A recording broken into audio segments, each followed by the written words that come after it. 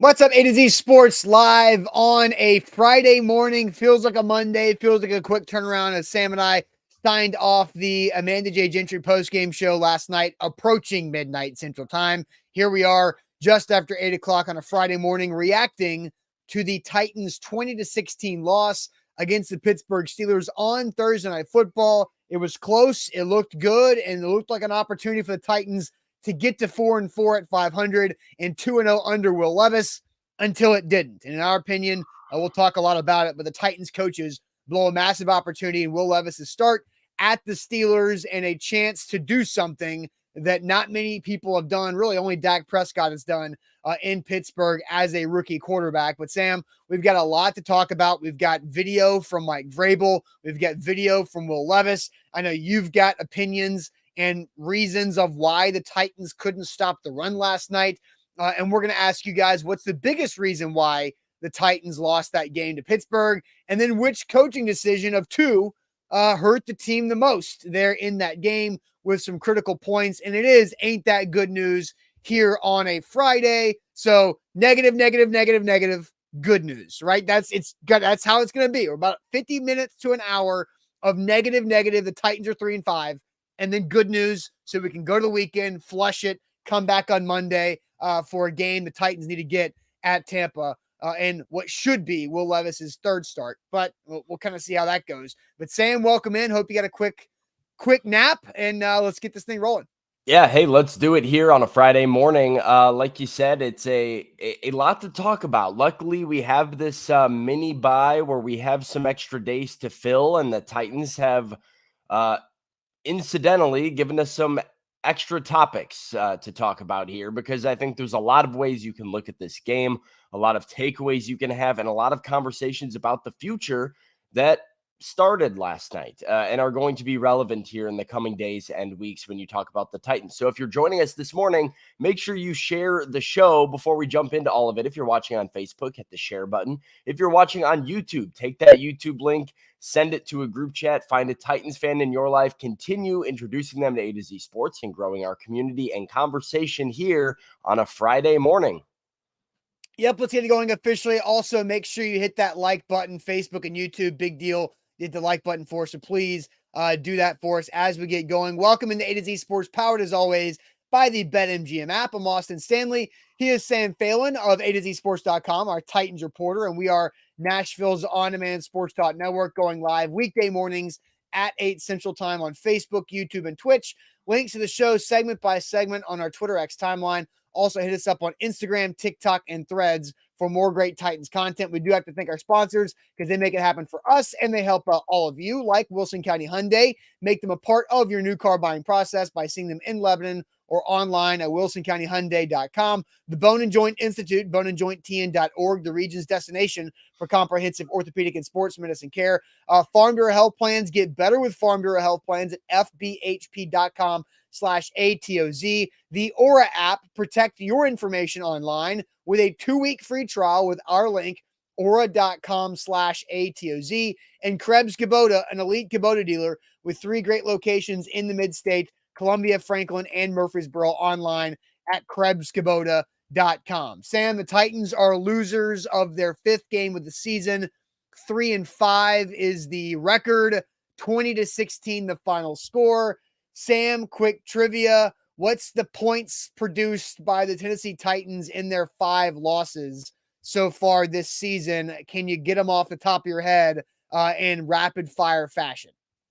15, 3, ding. 17. Nope.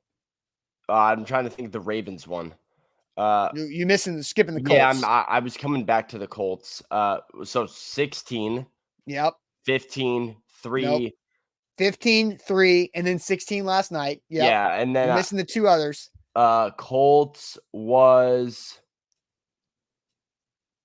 I'll just help you out. Yeah, I'm lost. 16 versus the Colts and 16 in London versus the Ravens. Oh, wow. It's a trend. The last 3 losses, 16 points. And if you want to throw in the Saints at 15 points, when the Titans lose games, they can't get 2 touchdowns, Sam. They have not been able to score 2 touchdowns in a game away from Nissan Stadium so far this season. And so offensive production is an issue, yes, but there's a lot of reasons why the Titans lost that game last night to the Pittsburgh Steelers in a tough spot. Look, we talked about it on the pregame, the halftime, and the postgame show. Rookie quarterbacks in the last 20 years in Pittsburgh are now 1-21. Will Levis is now the newest member of the group of 21, and Dak Prescott is still the champion of rookie quarterbacks winning in Pittsburgh, the only championship that Dak Prescott has won in his career. But he's by himself in that one. So Will Levis has a chance, throws an interception, the first of his career in the end zone late with about 11 seconds left in that game. And Mike Vrabel was asked about the last sequence in his press conference last night. Here's the Titans head coach. Yeah, I mean, you don't lose it late. I mean, there's always other things that go into it, opportunities missed or their ability to make a play, when they needed to. It was good to see us, continue to fight and get a stop, have an opportunity, get the ball down there and just trying to get it in the end zone, which is what we had to do. And, they made the play. So that's Mike Vrabel's response when asked about the second to last drive of the game. No, that's the last drive of the game. Just the interception, how the game ended. You don't lose it late. They had opportunities earlier. We'll talk about them, but the Levis interception at the end that ended the game is not the reason why you lost the game, is basically what Mike Vrabel said there at the end there, Sam. Yeah, I mean, nobody better be holding that interception against Will Levis. I don't think anybody really is. I mean, I haven't seen it. Yeah, it's a spot that you're like Mike Vrabel said, you're running out of time with no timeouts. You need the end zone. You do have to make some very aggressive decisions to try and force balls into windows and hope the defense makes a mistake, kind of in some of what you do there as a quarterback. I think Will Levis, and we talked about this a little bit last night, I think he showed me a lot and just the Titans fans, Titans coaches a lot in the fact that they even got down the field. How many times have we seen the Titans come out and we're like, all right, one drive here, one more drive. And I mean, it just doesn't go anywhere. You don't even get across midfield before the turnover happens, before the big sack happens that kills your drive. So positive to like move down into the red zone and actually make that game interesting at the end of the game. But yeah, I mean, you don't really hold a last second interception like that against him. Titans Kyle says 11 seconds. That's just two aggressive shots at the end zone. Right. I didn't mean to click on this, but Zoe Almighty says the O-line hasn't gotten better since 2021, which is true. But we'll talk about some other things. But I wanted to get to a couple stats because you made me think, Sam. Yeah, it's impressive to get down there, especially with Will Levis and just his second career game. You look at the short clock situations, the two drives that Levis had that are very much like litmus tests for how a quarterback is able to produce in gotta have it moments. There was 1:16 on the clock. You had all three timeouts right before the half, and you went 8 plays, 57 yards, and you kicked a field goal. We'll talk about the field goal decision. And it was almost a touchdown if Tajay doesn't yeah, and that's right? The picture right there on the graphic right under Sam is Tajay just having that ball going right over his hands right there. So again, 57 yards in 8 plays and 1:16 right before half, having 3 timeouts, and then only having one timeout, 12 plays, 66 yards, a minute 38, right? In a down by 4, have to score a touchdown on the road in Pittsburgh moment. The fact that Levis and this Titans offense was able to get down the field, I think is very much a silver lining that you are allowed to take as a Titans fan while being disappointed in how this game went, right? Yeah, for sure. I mean, that was my part of my one word yesterday, and it was kind of related to this idea that there is a silver lining, and losing sucks, especially when, we talked about it late last night too, the opportunity you had to get back into this division race and back into the AFC playoff picture. And with the schedule coming up, 4-4 would have felt really, really good. And so that sucks. And yet you can still look at some of the things Will Levis did, I think, and feel an overall positive outlook on where the Titans are today compared to where they were a week ago before he played against the Atlanta Falcons. Yeah, no doubt. Let's hear from the Titans rookie quarterback Will Levis post game after his first career interception and his first career loss. I mean, losing sucks, especially at this level. You know, it's just so hard to win games, and when you got an opportunity like that to win it at the end and it doesn't happen, it makes it feel a whole lot worse. But I mean, credit to them. They made the plays when they needed to, and we didn't. Got to get back to work. Well, I saw you sitting there just kind of with your eyes closed. I don't know if you were reflecting on the game or what, but what was going through your mind in the locker room? You know, just trying to replay in my mind a little bit some of the things that happened, and obviously the knee-jerk reactions are obviously a little different than once you go back and watch the tape, and things are usually not as bad as they seem, or if they're really good, they're not as good as they seem. So, you know, just trying to replay in the heat of the moment how I felt in that moment, what I could have done, but just needed to take a couple breaths. What were the particular moments that came to mind, I guess? Just the end of half and the end of game situations, specifically just the end of the game.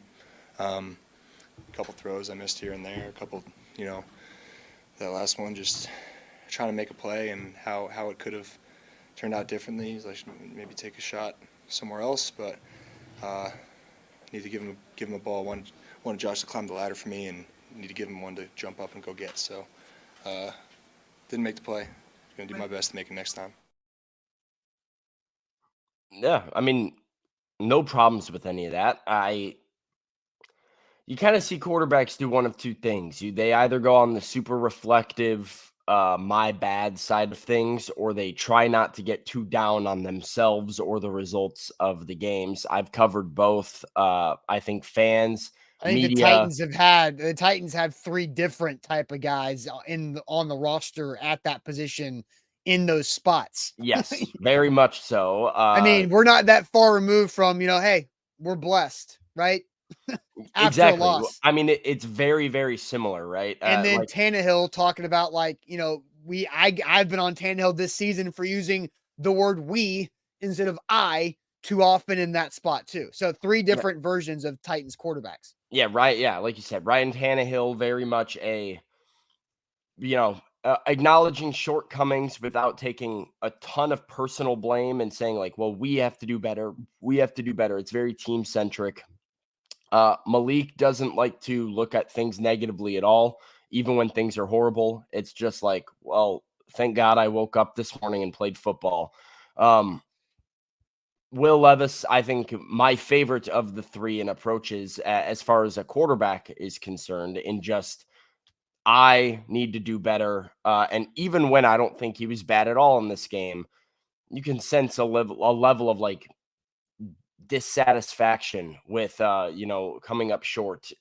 So good, I would say, for Titans fans to have a guy that's got a little bit of a chip on his shoulder, and, you know, it feels personally motivated by coming up short. Yeah, no doubt about that. All right, let's get the chat more involved. I see a lot of people commenting already as a long night, late night last night for a lot of Titans fans. But want to ask you guys this question. What's the biggest reason why the Titans lost to the Steelers? What is the biggest reason why the Tennessee Titans lost to the Steelers 20-16 in Pittsburgh last night? So we'll get to your answers here in a second. But first, Krebs Kubota, we're approaching that holiday season, and every guy is out there hoping they get that big fancy red bow on a badass piece of equipment. And Krebs Kubota can help you make that dream come true with the best equipment in the industry and the best brand in the industry with the Kubota line. Krebs Kubota is an elite Kubota dealer with 3 great locations in Middle Tennessee, Columbia, Franklin, and in Murfreesboro. Their website's KrebsKubota.com. It's a dang good looking website, so go look for it. They've got all the equipment, the power units, and the implementations for you to achieve and accomplish every project you need to get done around your home, around your property, efficiently, safely, and cost effectively. And Krebs Kubota is there for you to help serve you with the best customer service in the game that you'll find in Middle Tennessee. If you don't need to buy the equipment, no sweat. You can go out there and rent the equipment for that weekend project, whenever that is. So prepare yourself for the spring. Do it in the winter before it gets freezing. There's a lot of opportunities for projects right now in the fall. KrebsKubota.com is where to go.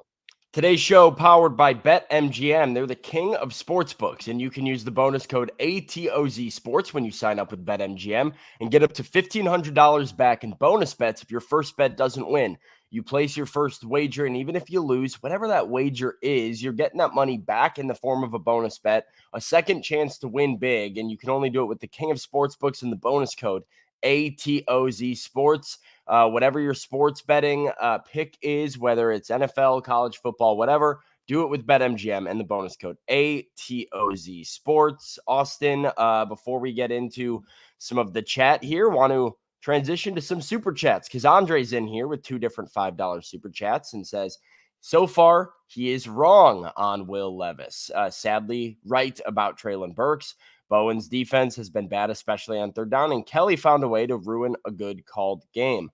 One, I love Andre taking accountability so far. Wrong on Will Levis. He was very anti-Will Levis, but good to see that he's, starting to buy in a little bit more on the Titans' young quarterback. And yeah, I do want to say too, for all of the Tim Kelly's criticism that's going around, which is somewhat warranted for the decision-making late in the game, I cannot get over that play call right now. It still blows my mind. I have had very few problems with Tim Kelly this year, and I had very few problems with him last night up until the very end of the game. Now, an important error, but Tim Kelly is I think overall has been a success of an experimented offensive coordinator thus far, given the roster he has. I would say Tim Kelly is still a net positive. However, did come up short and had a bad sequence in a big moment. So we'll talk more about that sequence in the play calls and the coaching decisions later in the show. We've got a full segment and a question for you guys specifically about 2 coaching decisions, then which one hurt the team the most or more, I guess, technically grammar correct there. So Sam, I'll send you back to, you got more super chats? Well, yeah, 2 more super chats here real quick that we can keep going. Andre says, follows up saying his plan's coming together at least. Levis showing he's the guy with this offensive line and wide receiver and third down defense. We could lose enough to potentially go for Marvin Harrison Jr., which is his plan here, which says positives all along. I don't know where Marvin Harrison Jr. is going to go in the draft. I don't know where the Titans are going to be picking. I would say, Andre, I don't think they go wide receiver. I think there are bigger needs, especially on this offensive line right now, for the Titans to not go offensive line in the first round. That's my opinion of where things sit right now. Do you have thoughts on that? I already have so many thoughts on how the Titans should prioritize their draft selections and their $90-ish million of cap space. I do too. November 3rd on a Friday after losing to the Steelers is not the time for me to unleash my incredible, currently half-baked plan. But I do have the foundation done for what the Titans offseason needs to be. I have some thoughts on it too. And really all I would say is while it's exciting, I do not think putting all your eggs in the Marvin Harrison Jr. basket is necessarily the move right now for the Titans. You might have some bigger fish to fry. Then last super chat, Kane says, how does the team respond with Levis under center is his question next week. I think one question for Kane, we'll see, is Will Levis under center next week? This is Mike Vrabel is still yet to commit to Will Levis as his long-term starter. Ryan Tannehill potentially returning with this long week of recovery ahead before Tampa Bay. So is Levis playing? But absolutely, right? Trying to hold this thing together at 3-5 and see how the team continues to rally or not rally with Will Levis leading them is certainly something to watch for. Yeah, I did see that. Before you get back to the actual question that we asked, Kendall on YouTube says, your audience wants to know your thoughts on it. I know, Kendall, but dude, we are 100 days from the Super Bowl today, which is kind of weird. And then we're also just under 6 months from the draft. So we got a lot of time to hash out this Titans plan.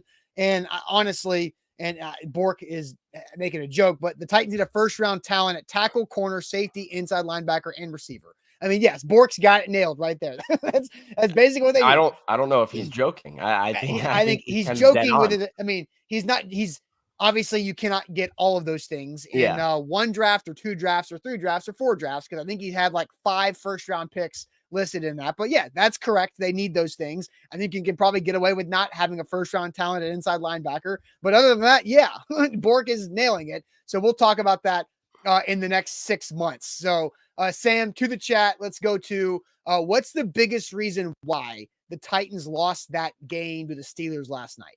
Chucky says because it was a winnable game. I know everybody's like talking draft and future and stuff. They had a chance to win the game. They had a 3-point lead at halftime and got the ball to start the second half. So for sure. Yeah. Chucky comes in and says it's coaching. Zoe's also on coaching. Hello Lady says no pass protection. Offensive line, lack of talent. Tim Kelly, the offensive line, the lack of defense. Red zone offense. Coaching, hands down. The defense, the O-line, the coaching, obviously. Coaching, defense, run defense, secondary, injuries, defense, offensive line. Can we pause for a second and kind of talk about the injuries? Because that definitely played a factor in the game, because it wasn't just the O-line. Like Sean Murphy Bunting going out with a thumb injury in the game. And I don't know if you caught this. On the Amazon broadcast, they said he was strong, questionable to return. What did that mean? Did you see that? Yes. When there was a injury designation, it was like SMB, Dillard, Skoronski, and NPF, like all, and Brunskill, like all got hurt within like a 5-minute. I remember the update. Yeah. And Kaylee Hartung, who I miss on ESPN doing more sports and less whatever else she does. But Kaylee Hartung gave an update and it said SNB thumb strongly questionable or something like that. It was strongly questionable. And I was like, what does that maybe mean? That's their way of saying doubtful. I couldn't, does strong questionable mean like he's more likely or less likely? I think it's less likely to play. He's more questionable. Questionable? So, yeah, more questionable. So that would mean he's doubtful. That's weird. It was weird. Medium plus. Weird that he didn't play too. To me. And he didn't come back. Like, strong questionable. And he didn't come back. And Trey Avery, who wait, when did he go down? I missed that. Was it? It was first half, second quarter. It had to be very early, because I don't even remember seeing him out there. He was out there quite a bit early, obviously, and then because he had the thumb injury like last week, was dealing with the thumb all week, or the thump, as the Titans. Yeah, as the typo happened, which is the P and the B are nowhere near each other on the keyboard, so I just kind of thought that was an autocorrect. Is what happened, thump to thumb. So. I don't know. He didn't play often, but there you go. Trey Avery gave up, as we talked about in the post-game show last night, the biggest play for any team in that game, the 32-yard catch that down the sideline on 3rd and 8. And that's it was a great throw. It was a great play. Trey Avery was beat, but he tried to close, and it was just a good play by Johnson and a great throw by Pickett in a spot where Pickett didn't really make a lot of other plays. Yeah. So injuries did matter. We got a lot of play calling, a lot of offensive line. Some people saying defense. The coordinators is what Andre's on. Run defense, O-line, play calling from Chris, defense and coaching from Trey. Darren says not enough good players. O-line is what Eric says. Run defense from Tin. Pretty much 3 main responses, I think. Coaching, run defense, offensive line are like the main things that I'm seeing here, Austin. Yeah. So, real quick, before I get to mine, Orlando says that Avery didn't turn around, and he wasn't in position to turn around. Yeah, I think he just got beat. He was beat, and he was trying to recover. And when you're playing corner, when you're playing wide receiver or corner, whenever you look up for the football, your feet automatically slow down. That is a skill that players have to focus on and learn and work through on how to keep your feet full speed when you start looking up to track the football. And he wasn't in position, so you can't look up to track the football until you have an elbow in that receiver's vicinity. That's your time where you can say, I'm here, I'm in position, now I can look. That's how it's coached, and Trey Avery was beat, so he didn't have the ability to turn around. Yeah. But yeah, back to the answers from the chat. 3 main responses, and quite honestly, I think all 3 of them are correct. Like, I think you could make an argument for any of the three. So I'm interested in seeing where you go, Austin, because I have my own opinions. But where do you feel like this game was really lost? Yeah, I mean, my word last night on the post-game show presented by our friends at the law offices of Amanda J. Gentry was the margins, right? Like the Titans lost that game in the margins, but that's kind of a cop-out answer for this specific question. I think they lost it because they failed at situational football on both sides of the ball.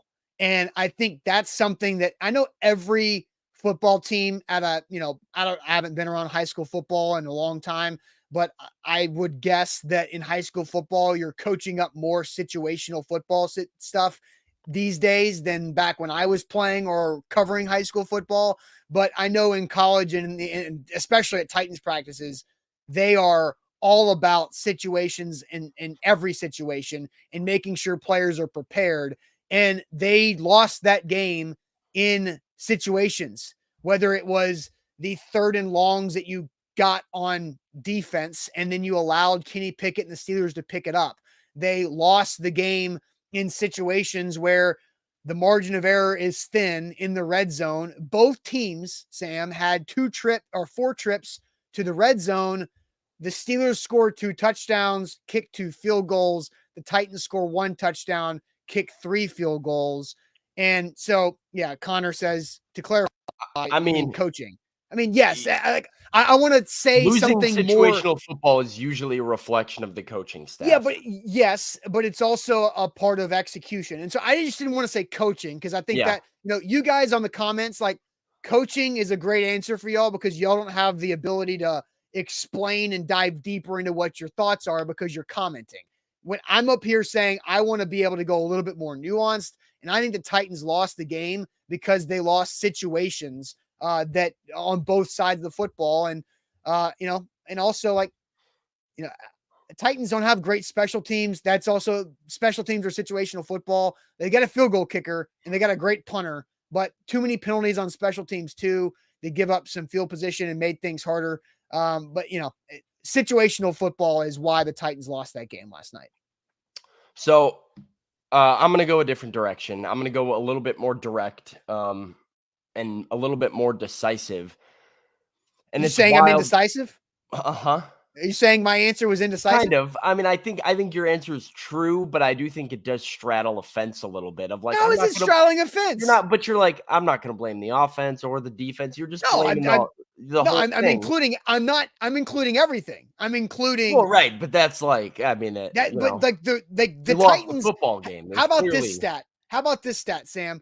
The Pittsburgh Steelers are the first team in the Super Bowl era to be 5-3, but be outgained in yards in all 8 games this season. That is nuts. Stat. Like, because the Tennessee Titans gained yards. They moved the football. They made plays in the run game, in the pass game. They put the Steelers defense in positions to commit penalties. But when they got in situations, they couldn't either get off the field, keep the Steelers out of the end zone, or get to the end zone themselves. And that's Mike Tomlin, though. And that's where I would say, like, I think your answer leans a little bit coaching. I tend to. It is coaching. I just wanted to get more detailed with it. So I'm not being indecisive. I'm just being more detailed, I think. So yeah, my answer is a little bit more direct, I would say. Like that's fine. I'm particularly going to point at one particular group, and surprisingly, it is not the offensive line who got dominated. And the only reason it's not the offensive line to me is because this was almost expected. And I do think Will Levis overcame some of the hardship created by the offensive line. And there were some injuries and some things going around. I look at this defensive line as the number one reason why the Titans lost this game, because there is absolutely zero excuse for what we saw yesterday, Austin. 0 sacks of Kenny Pickett. Very few pressures of Kenny Pickett. They created 0 turnovers. I don't remember them drawing a single holding call on the Steelers' offensive line. I saw some that could have been called, probably should have been called. But yeah, that group was literally non-existent. and you've paid Big Jeff and Harold Landry and Arden Key and Danico Autry, and you've invested resources, and where are they? They were so good against the Atlanta Falcons, and maybe it was the fact that they didn't recover very well from that game on a quick turnaround.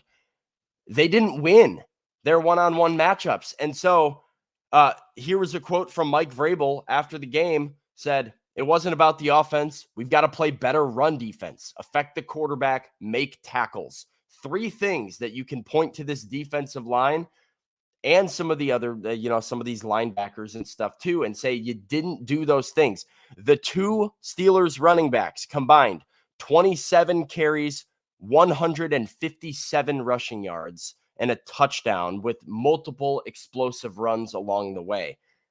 The run defense, even with Teair Tart out there, bad. Somebody asked us yesterday, why do I think the run defense is so bad? But I want to expand on that. So you have the main. I've got a lot of thoughts on Okay. this, but All right, so this is the group that I'm.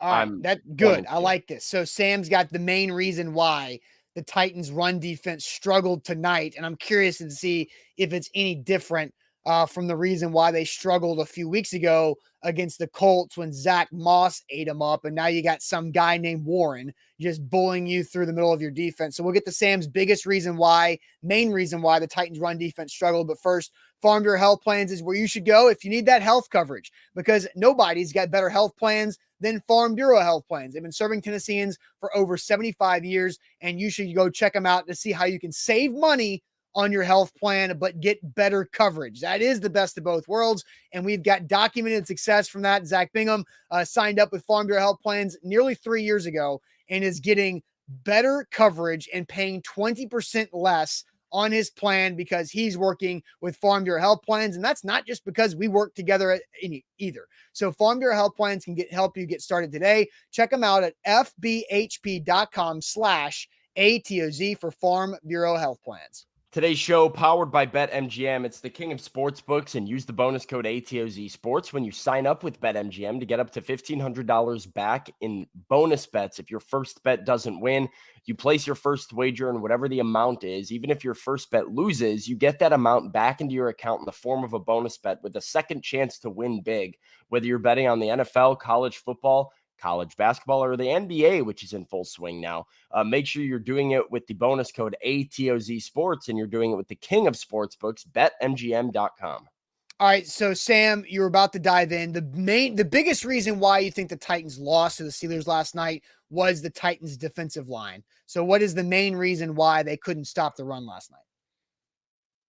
They don't have enough talent. And that's weird to say, given the investments that they have made. And I love this comment from Darren earlier in the show. I've been saving it. The Titans have been trying to play bully ball all season, and they don't have the bullies. And that, again, it's weird to hear those words come out of my mouth, knowing who's there. And they do have some good players. But this group as a unit is not winning one-on-one. They are not successful of impacting a quarterback, of penetrating the opponent's offensive line, and stopping the run. I think Big Jeff has been very good. I think he is a very good football player. Teair Tart has flashed at times, has been irrelevant at other times, has been not on the field at other times. I look at these edge rushers too. Harold Landry has had a couple sacks, hasn't done anything. Harold's got 4 sacks this season. 4 sacks, and some of them though have been like. Well, they've come in. Well, he had 2 big ones. He had one against Herbert that saved that regulation to force overtime. I think he had the one against Lamar. I can't remember. Yeah, he had one on Lamar, but like, and it was a big play. That was like that forced a field goal. And then he had 2 against The one the against Falcons. Lamar, though, he's had 2 sacks this year where it was like the quarterback, it was like a guy extending the play that he just like tackled. Yeah, while he but they was were getting both back in to the play. red zone. That's a big deal. They were Sure, but it's both of those sacks against Herbert and Lamar were in the red zone. relevant plays, but not relevant as far as like he won his one-on-one and got after the quarterback. It was Fair. made a good tackle at one point. So The 2 against Atlanta were him just whipping that right tackle yeah, last week. he's done nothing against the run, and very limited times has he won. Arden Key, I love the guy, hasn't shown up since week 1. Non-existent. Danico He played well Autry, against the Falcons. Danico But Autry has your made a point's valid. play here or there. I don't know how you could, like, yeah, everybody played well against the Falcons, and yet 5 out of the 6 games, this defensive line has been terrible. They don't impact the game enough. Big Jeff is on an island. You don't have enough talented players that win one-on-ones. You can only say after a game, we have to win our one-on-one matchups so many times before you go, maybe the players just aren't very good. Maybe the guys that are losing one-on-one matchups as highly paid defensive linemen just aren't that good. Maybe they're just not that guy. It's a tough realization because I was somebody who was very high on this group coming into the season. I think in order for the Titans to win games, they need to be very good. It just hasn't been there. And like the fact that it's not just not affecting the quarterback, but you're getting run all over by a Steelers offense that cannot run the football. They suck at running the football. Najee Harris is looking like he's back at Alabama. Mhm. Jalen Warren is like making dudes miss left and right. He's looking like fast Willie Parker out there. It's embarrassing right now for this Titans defensive line. There needs to be a lot of looking in the mirror with that group. Mike Vrabel said it. I can put it up here one more time. We got to play better run defense, affect the quarterback, make tackles. And I'm sure some of his rationale is they're just not doing their job. They're not staying in their rush lanes. They're not winning one-on-one matchups. But all of that is a problem. All right, Jacqueline says, speak that, Sam. Let's see. I see another Sawyer says, you're spot on, Sam. I saw somebody else talk about how you were spot on with this. And, Sam just nailed it right there from Duran. So I do think, look, is this defensive front maybe too specialized in 3rd and longs? And I'm about to go on a little not tirade, tangent here. But Arden Key, Harold Landry, they are 3rd and long edge rushers that are fast. Jeff and Danico are great at the games that they play together on 3rd and long, where they're stunting and twisting and messing people up, but it's on 3rd and long. They used to be good.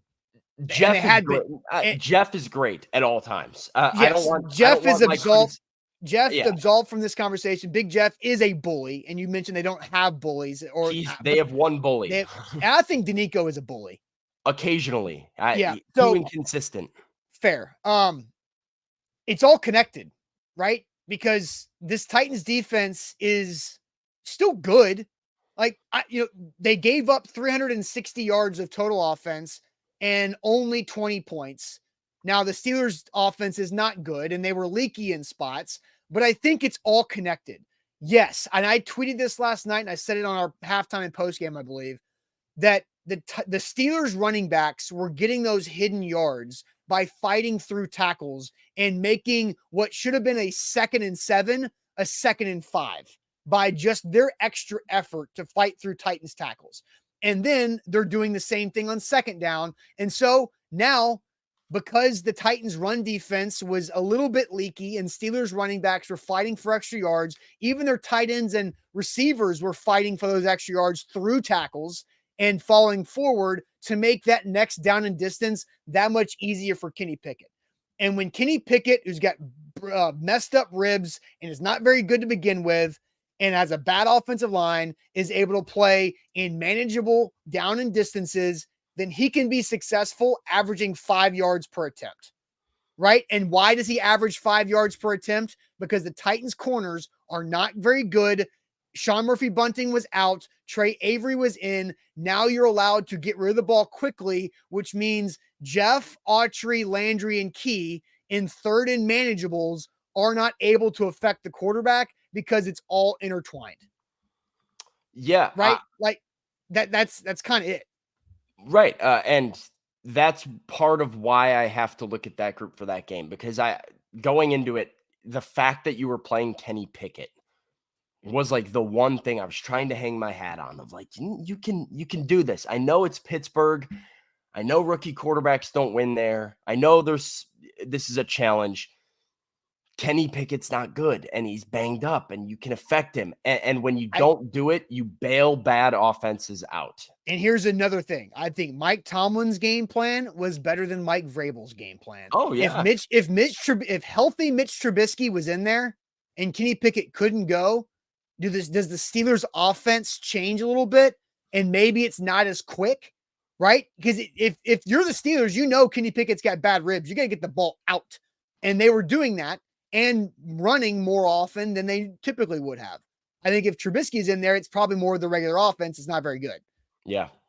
And so there's certainly something to that. I mean, and it's also like, people are saying losing Schwartz is killing this defense. Like, yes, Jim Schwartz, I'm sure, had a positive impact on Shane Bowen, but I don't think Shane Bowen's a bad defensive coordinator. I think here's also reality too. How many undrafted free agents are playing big time snaps for this team? Yeah. You got Tier Tart that I think is graduated beyond undrafted free agent at this point in his career. But Jack Gibbons, Trey Avery, Eric Garror, those three guys are getting queued on. Like those three guys. Three of your defensive starters last night were, either year one or year two UDFAs. And so some of those guys have exceeded expectations and turn into fine football players that you feel okay about. But it goes back to the talent thing. And then you've got guys like Terrell Edmonds and Elijah Molden starting at safety. And like, that's not, Terrell Edmonds has been let go by a couple teams kind of for a reason. And, Elijah Molden is not bad, but still adjusting to his new position a little bit. And it's issues across the board. And so, yeah, I don't think Shane Bowen's a bad defensive coordinator either. I just think, and this perhaps is the most concerning thing for a Titans fan right now, is when we talk about that conversation we hinted at of like, where do you look for your offseason resources? Well, there's an obvious hole on the offensive line, but like, it's not that easy anymore. You have to start considering like, what is your secondary? What is your defensive line with an aging Danico Autry and some of these pieces starting to shuffle? Like, there's a lot of tough decisions to be made and a lot of holes to fill. And Chandler had a comment that I thought was interesting, because you named off of the defensive front players that are not living up to it outside of Jeff. Chandler says, "Where's Weaver?" I was going to bring this up earlier. I'll answer it. Where's Weaver? He's giving up the edge. Like, that's where Rashad Weaver is. He's on the bench. Yeah, but when he's in the game, he's constantly giving up the edge. Yeah, giving up the edge and then sitting on the bench because he gives up the edge. Yes. And I mean, that's an example of somebody who had an impact last season as a result probably of the dominance of Jeff and Danico and some of these other defensive guys, but has not been good. Has just not been good. Not been good enough. Been very one-dimensional, one-trick pony, giving up the edge, not good against the run, isn't playing very often. Travis Gibson, while I still am a fan of like that waiver claim for the Titans and what it potentially gave them for the risk, there was a reason the Bears cut him with, by the way, maybe the worst defensive line in football, the Chicago Bears, and they still cut Travis Gibson. And the reason why, man can't stop the run. And so you've developed, like we said, a very one-dimensional set of edge rushers. Yeah. And now your defensive line, unless Jeff and Danico and Thier are absolutely blowing up the opponent, you're giving up the edge, and you're getting beat that way by a lot of teams in both the run and passing game. And so a game happens like last night where Danico's not all that effective. Thier's not all that effective, and teams double team and chip help on Jeff as much as possible. And just like, they sit a fullback or a running back in there to pass pro on Jeff. You're giving Kenny Pickett a lot of time. And so that's where they're at as a defensive line right now. You need better edge play. All right. Any more chats you want to get to? I know we got some super chats, but then we've also got a really good second conversation that we can get to as well. Yeah, let's get into some of the super chats here. Ryan Okay. says he feels, especially after last night, Dylan Radin should be starting somewhere on the offensive line. Dylan Radins did play well last night for what he was asked to do, and he bounced around to a couple different spots, I'm pretty sure. Yeah. The only problem with this, Ryan, is I don't think Dylan Radins is better as a guard, and your best two offensive linemen are your two guards in Skoronski and Daniel Brunskill, probably. Your most consistent. Yeah, and so you're not going to bench Skoronski. You're not going to bench Daniel Brunskill. You probably won't move either of them to a different position, even though I think a lot of Titans fans want Skoronski at left tackle. Not something that's probably realistic for the Titans right now. The problem is Chris Hubbard was such a linchpin for this offensive line at right tackle by just being consistent at right tackle and providing you some depth and some reliability there. Without him, this is a turnstile at left tackle and right tackle right now, with NPF and Andre Dillard both struggling. You sub in Jalen Duncan for a couple snaps. I didn't form an opinion on him in those couple snaps, but he's a sixth round rookie that you don't necessarily have super high expectations for. Yeah, it's tough. So I don't know where that spot is for Dylan Radins. Maybe it is a right tackle spot in the future, and you go NPF back to left tackle because you have to get Andre Dillard off the field. Yeah, you do. And then you hope Chris Hubbard gets back, right? And so Yeah. we can discuss next week. We've got the mini bye that we can get into before the Tampa Bay game. So maybe we can have a couple conversations about who the Titans can get as their best 5 offensive linemen. We don't know what's going on with NPF. He did not return to that game like Right. Dillard and Brunskill and Skoronski did. So we'll have to figure out what's going on with that too. Yeah. Nathaniel says, is it smart running with Tannehill the rest of the year, knowing we have our franchise QB now? Consider the bad offensive line. Nathaniel's point here, I guess, you don't want to mess up Will Levis by, having him play behind the offensive line and take some shots.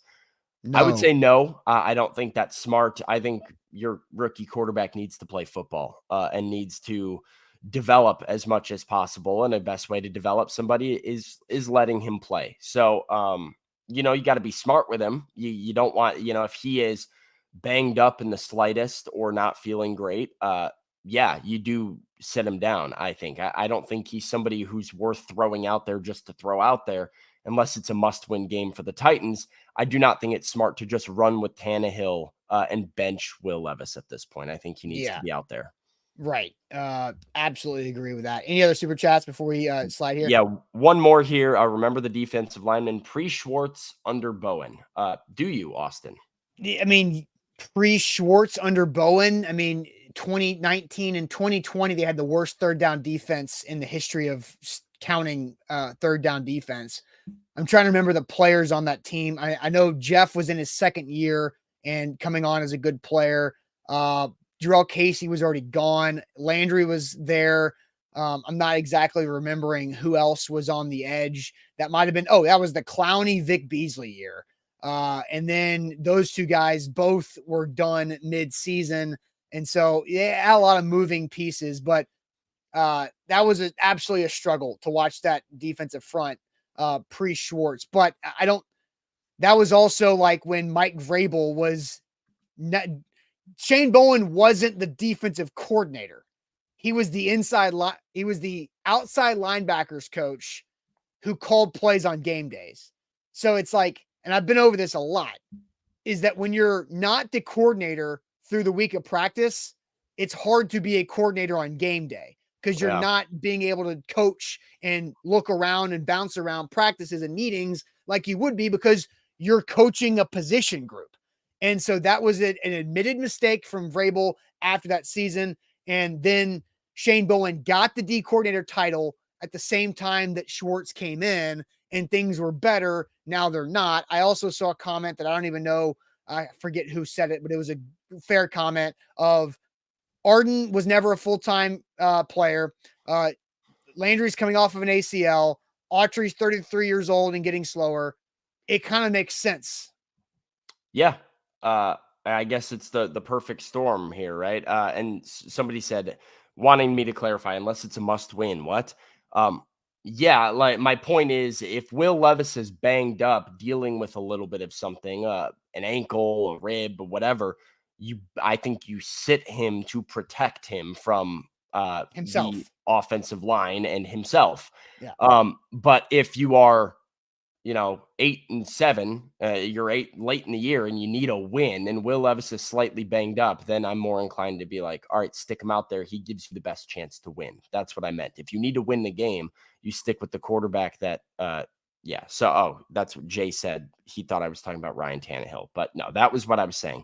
If Will Levis is banged up and you need to win, you might still play him. But other than that, caution.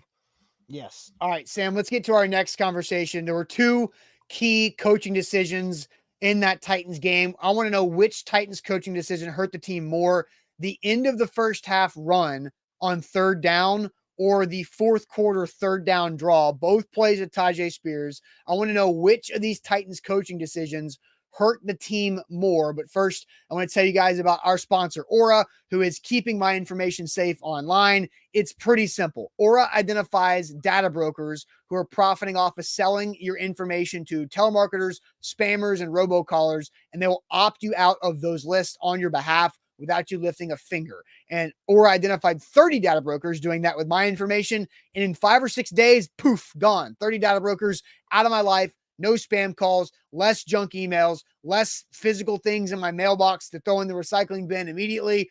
And Aura is protecting my information ever since. And you can get a 2-week free trial with our sponsor, Aura, by using our link, aura.com/ATOZ. It's 2 free weeks. You can get rid of the data brokers. Then there's a lot more you can use with Aura. Password management is big. We've all got passwords, and we all forget which password goes to what sometimes. Aura helps you out with that. Once again, aura.com/ATOZ for a 2-week free trial.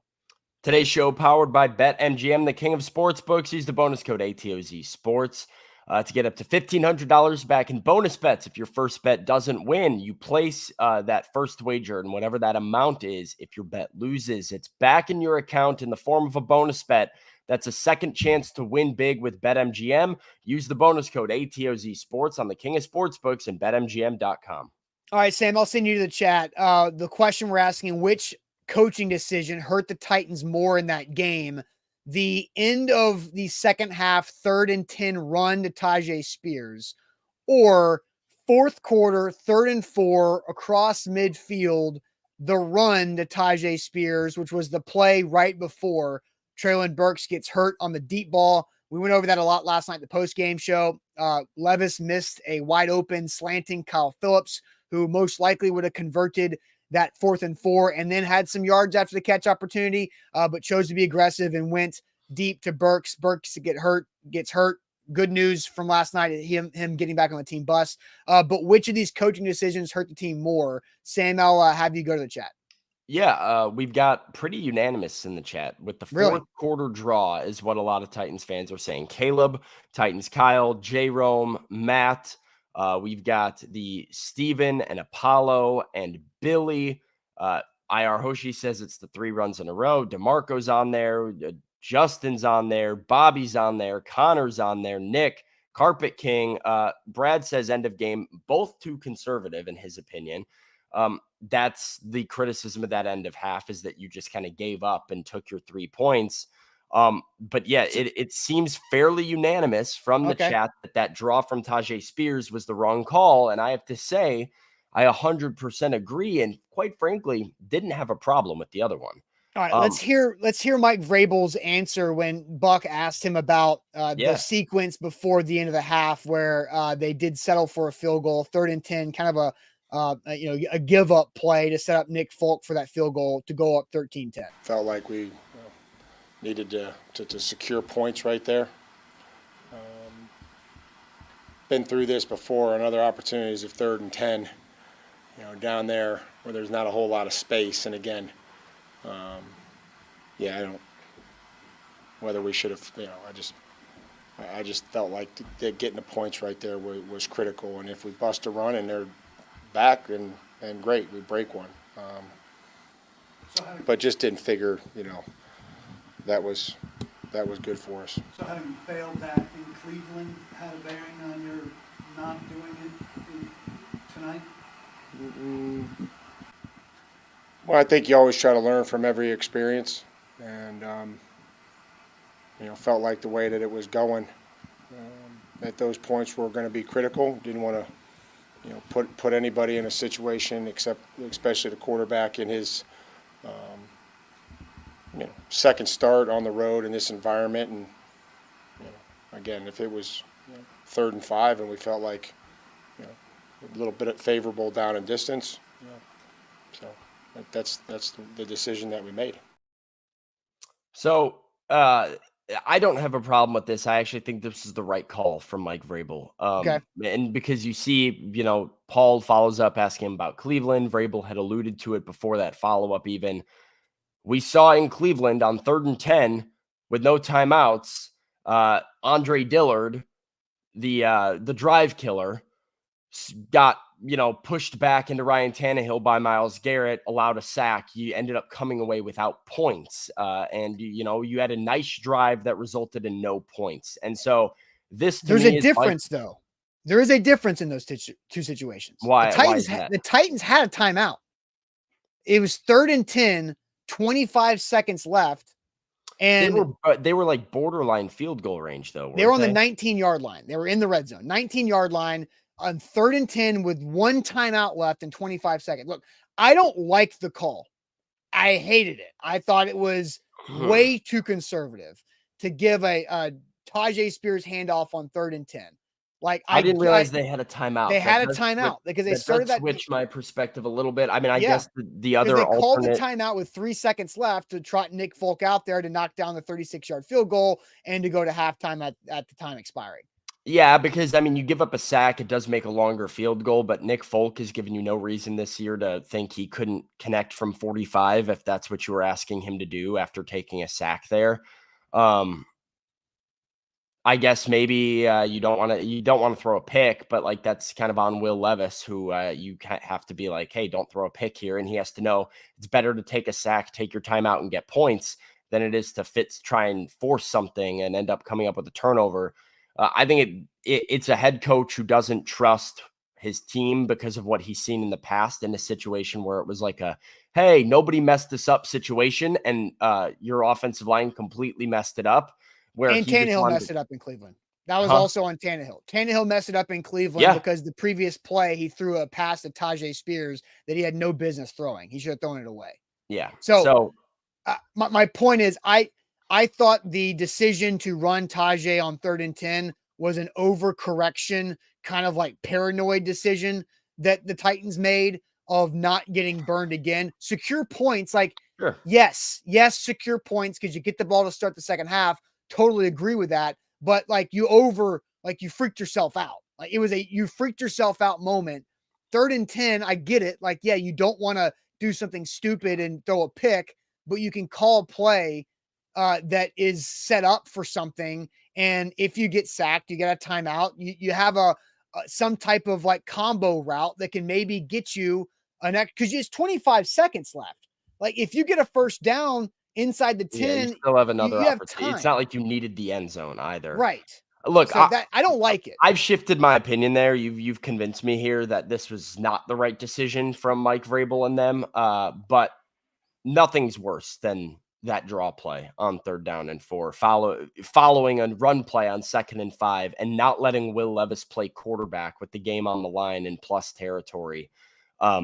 So nothing nothing was worse than that. That was the worst decision.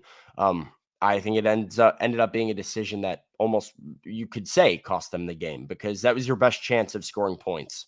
For sure. All right. So I want to hear, I want to play Mike Vrabel had an explanation of the 3rd down draw in the 4th quarter too. Real quick, before you do that. Okay. This hasn't been talked about yet, but this idea of you were across plus territory. If you score a touchdown there, you take the lead.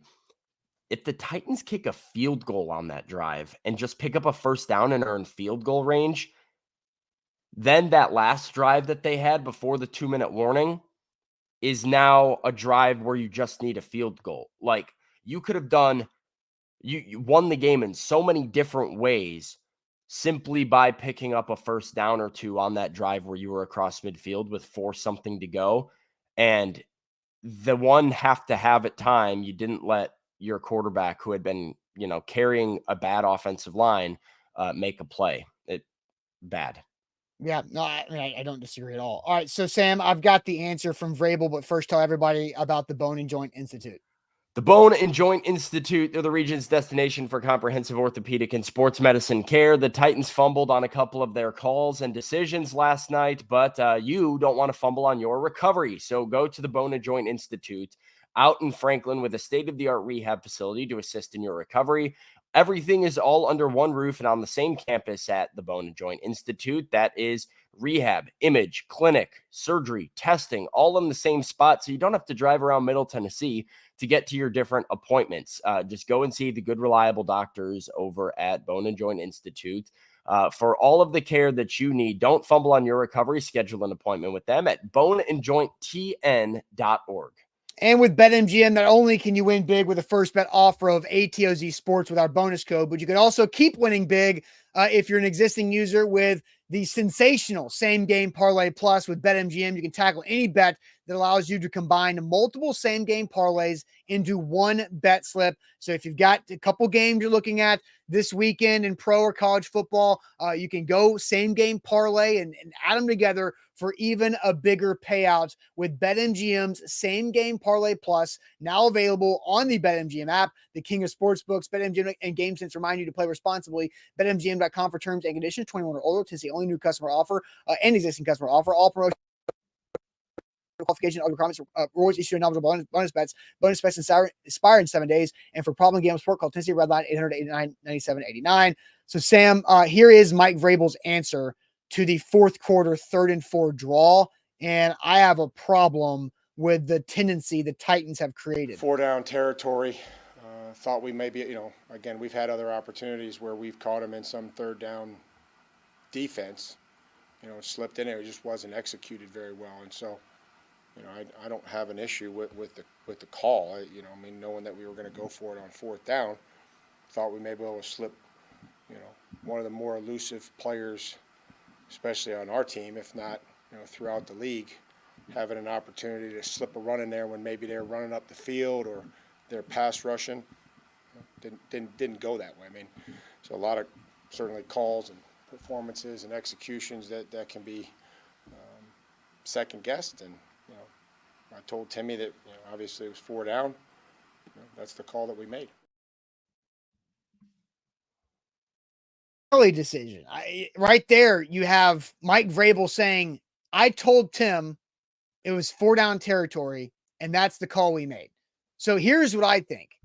The Titans have the tendency established that if they're going to go for it on 4th down, and every Pittsburgh Steelers fan and player and employee and Titans fan, everybody watching on Amazon Prime, they knew there was 4 down territory. It's the most obvious thing. Oh, 4 down territory, 3rd and 4. Yeah, run this one because you're going to go for it on 4th down, right? Like, that's predictable. And the Titans, and he said it right there, we've been in position before where they might be in 3rd down defense and might be coming up the field and we can sneak a run past them. Well, not anymore, because you've had the tendency is that you run on 3rd down in those spots. So everybody knows it's 4th down territory, and you do the most predictable 3rd down decision in 4 down territory in a game where you don't give it to Levis to make a play, who's been able to make plays, and it's not even Derrick Henry. Yeah, look, the 4 down territory makes sense, but it doesn't change the fact that was a wildly conservative series in order to get there, right? It was like the Titans were trying to do what they like to do, which is, can we get into 3rd and manageable? Now, can we get into 4th and manageable? Can we get this to a 4th and 1? How about you just go get the 1st down? The best chance of getting the 1st down is with your quarterback. He was the reason your offense worked all night. Your quarterback and Derrick Henry. Derrick Henry's off the field. Your quarterback's not touching the football. Those are 2 problems. So it was a wildly thought might have been in the right place, right? We have four downs to get this 1st down. I would say you've got 4 downs to go and get a significant gain that can put you in a position to go score a touchdown or get into field goal range. So it was training wheels on Will Levis at the worst time. I don't like that justification either. I understand the thought process of 4 down territory, but there's no reason not to let Will Levis play quarterback at all.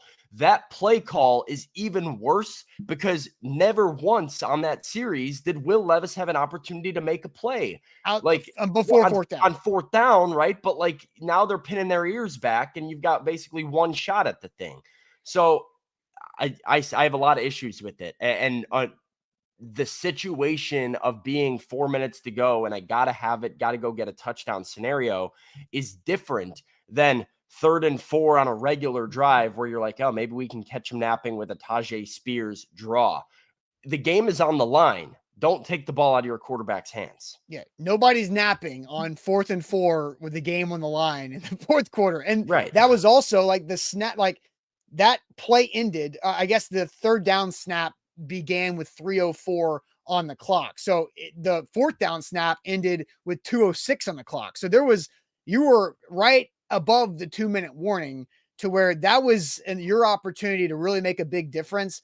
And if you want to set your quarterback up to be successful, putting them as their only opportunity in that situation, in that set of downs is 4th down to do that. That's not the best way to set your quarterback up. Give your quarterback in his second game 2 chances to gain 4 yards, not a do or die chance to gain 4 yards. Right. Because he made because here's at the end of the day, Will Levis tried to make the wrong play on 4th down. I don't know if I agree with that anymore. Yes. What do you mean you don't agree with that? I understand, you look at the X's and O's, he had Kyle Phillips open, but what you have to make a split-second decision, and the situation that you just said, here's something important that you haven't accounted for, the time. 2:06 to go, that is the perfect time to take a do-or-die ball, because if you pick up a 1st down and you go past the 2-minute warning, you are now this is the game. You don't get it, game is over. Once you're past the 2-minute warning. So right before you hit that 2-minute warning on 4th down is the perfect time to say, F it, let's try a shot. If it hits or we draw a penalty, we're knocking on the door or we're in the end zone. And if it doesn't hit, we still have 3 timeouts and that 2-minute warning to do it. Taking something underneath changes. I see what you're saying. I see what you're saying. There. But you was 4th and 4, you were in their territory. 4th and 4, you were in their territory. Right. But do you want to give yourself 2 drives at a potential touchdown or 1 drive? I want to take advantage of getting the ball on the kickoff from a dumb penalty by the Steelers at midfield. Well, you should have done that on 1st through 3rd down. Well, yeah, but they still got 3rd and 4 is not a bad spot to be in. 3rd and 4 is fine. 3rd and 4 is fine, sure. Right, but 4th and 4 is okay. If you 2nd and 5 is even better. Right. So I still think he tried to make the wrong play in that spot. I think DeAndre Hopkins was absolutely the first read, and Bork is right. You take the shot on 3rd down. You take that shot on 3rd down, which is correct. The coaches didn't let Will Levis take that shot on 3rd down. They ran the ball, which is why that thing is that play call. Because on 4th down, I'm not taking a shot. That's a gamble. I'm not gambling on 4th down in a great situation. Given the clock situation. I mean, I get what you're saying. It's not terrible. I don't hate the logic behind it. I just disagree with it. Yeah. But it's because I think that's the 3rd down play with 3 minutes left rather than what you had. Because if you take it on 3rd down and it falls incomplete, then the clock stops. And now you get a 4th and 4 with a change of possession with 2:50 on the clock, and then you got 3 timeouts and a 2-minute warning, you get a stop, right? That's an even better. On 4th down, you have to be able to convert those 4 yards and keep it going because you still had your timeouts and a fresh set of downs. And if you go back and look, Kyle Phillips was open and he had room to run. They ran double slants on the right side.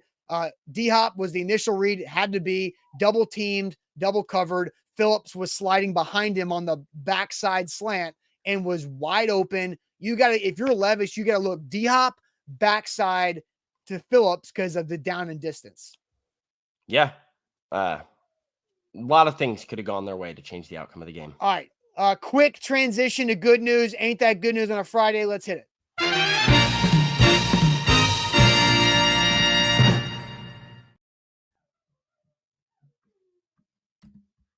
WilsonCountyHyundai.com is where to go to make them a part of your new car buying process. So go see our friend Payne Bone and his team in Lebanon. Save some money on that new ride. WilsonCountyHyundai.com. Sam, I know you got a quick turnaround. Mike Vrabel's press conference at 11:30, and you're going to be writing some content for A2ZSports.com. So quick good news today. Denise says Rangers are the World Series champs. That's good news for Denise. I apparently a couple people on our on the A to Z Sports payroll are Rangers fans that I learned about this playoff. So, Sam, do you have good? It's all the Dallas guys, right? I mean, gotta be. No, none of the Dallas guys are actually both. Two of our three Vols writers are Rangers fans. And I know one of them's not Zach Reagan. So Nope, it's not. So the other two. Good news here on the show. Let's see. I see Zach Goodman says good news. A local bakery in Chattanooga had his favorite cookies on sale. Connor says good news. There's always next year. Nick says good news. Malik Willis didn't play one snap. No special packages for a third string quarterback. Clayton says leaving this afternoon for Knoxville for the game tomorrow, taking two sons to the first Vols game. Good one to do it at homecoming. It should be fun. Steven says good news. Trust the tank. Jay says good news. Rangers champs indeed. And a Titans top draft pick still on the table for Jay. Sam, what's your good news? My good news is kind of the spin zone of the bad news that has been kind of just going on right now, which is just like things have been very, very busy, very busy. And I'm excited. My good news is that this weekend should be a very chill weekend. And you mentioned it right now. I got a quick turnaround. I'm going to be writing all day. I got Titans at 2 later this afternoon. I'm still yet to get some of my post-game articles out. So I'm loaded right now with things to do. But my good news is that like Sunday, I can just chill out on a Sunday for once. That is the benefit of having some Thursday night football. I'm excited to do that and just kind of, have a nice downtime weekend. I haven't been to the, embarrassing. I think I've been to the gym like 3 times in the last 11 days or something like that. Yeah. It's just that things have started to get in the way, and I need to get a couple days in a row here of some momentum back where I can go get a good lift in, get well rested, and chill out. Maybe watch a movie and take some chill time. So that's my good news. Sounds like you're excited for the mini bye. That sounds like a bye week. I'm very excited for the mini bye for sure. There you go. So more good news. Jeff says no bad football for 10 days. Fix it for you. Landon says good news. Will Levis is tough as nails. And Nick says good news. I didn't get scolded this morning like he did last night on our post-game show. Yeah, Nick was a lot quieter this morning than he was last night. Oh, man. Sam, my good news, my weekend is not going to be chill. My next few weekends are not going to be chill because my good news is back in September, my wife and I bought a house, and then we closed on it in October, doing some renovation work, and we move in 3 weeks. So not chill at all. So we get to go pack up and take some stuff to Goodwill this weekend and pre-pack, then move. And so, so good news is got the house secured and getting ready and excited to take this next step. And so I tell you guys, because I've got, you guys have been watching me for 7 years right here, right? So the look is going to change a little bit when I get the new home office set up that I'm very, very excited about.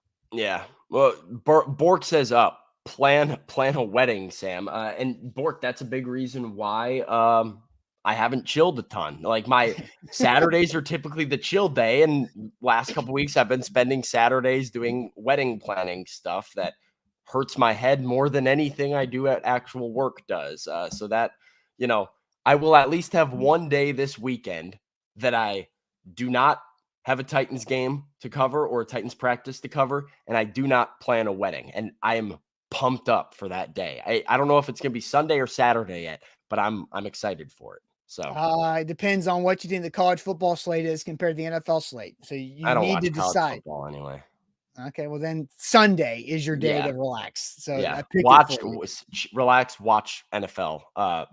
Also a mini good news, but I'm probably going to save it for next week's good news. College basketball is almost back. And Illinois beat #1 Kansas in an exhibition. People are saying the Illini are a Final Four dark horse. Just saying. The gag game was for none of the marbles. Hey, but It doesn't morale count. game. Morale Yeah. game. All right, Sam, you are going to be busy throughout the rest of the day because you're about to head to Mike Vrabel's press conference. And then you've got Titans at 2 coming up after the press conference with Sam. So Sam will be live this afternoon, reacting to what Vrabel had to say at his press conference coming up at 11:30. But Titans at 2, that's 2 p.m. Central with Sam, presented by Doughbird and Green Hills on Facebook, YouTube, and Twitch. Sam, we'll see you later on. I hope everybody has a great weekend. Make sure you hit that like button before you leave the show today. Please, the thumbs up button goes a long way for us on Facebook and on YouTube. And we'll see you guys. Sam, we'll see you later. I'll see you on Monday. Appreciate it as always.